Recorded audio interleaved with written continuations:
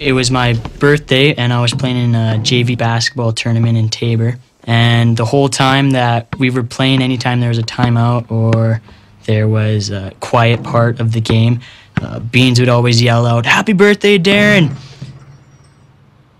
He probably said happy birthday to me 25 times in that game. Beans always made me feel good. There's nothing about Beans that ever made me feel bad about myself or mad or sad.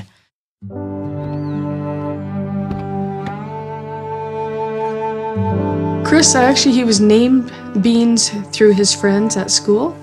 I always called him Chris myself. Beans, he was one of those guys that everyone loved. He would find people who weren't in this group of friends and weren't necessarily in any group of friends, and he would go and he would befriend them. Chris was the most selfless person I've ever met.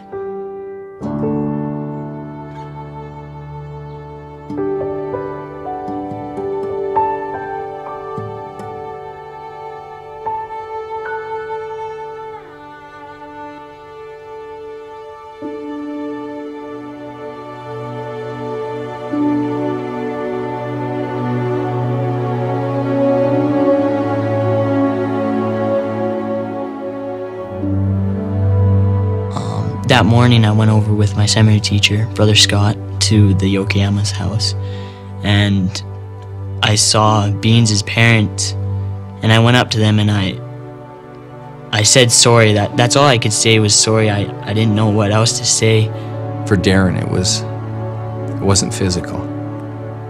It was the anguish of losing a friend and knowing that another friend was hurt. That really hurt Darren.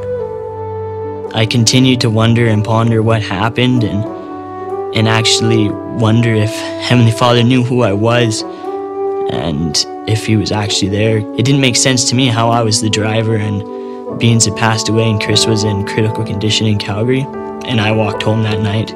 I was lost, I was confused, I was mad, I was angry, I was all these feelings. And I wanted answers now. I didn't want to wait. And Heavenly Father doesn't work that way, I've learned.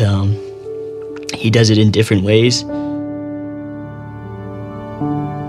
The next Monday, there was well over 250 kids that came through the door of the seminary.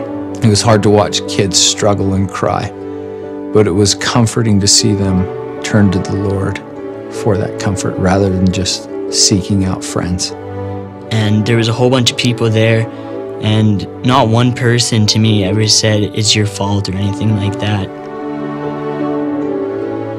I could feel the love, I could feel the spirit, and I knew Beans was okay at that time, and that he didn't want us to be upset, that he was happy and he wanted us to carry on and be missionaries here on earth. At that time, I also learned that Heavenly Father knows who I am, knows who each of us are, and that he knows that if we have faith that we can conquer anything, and that he doesn't give us a trial that we can't overcome. Ask God for help.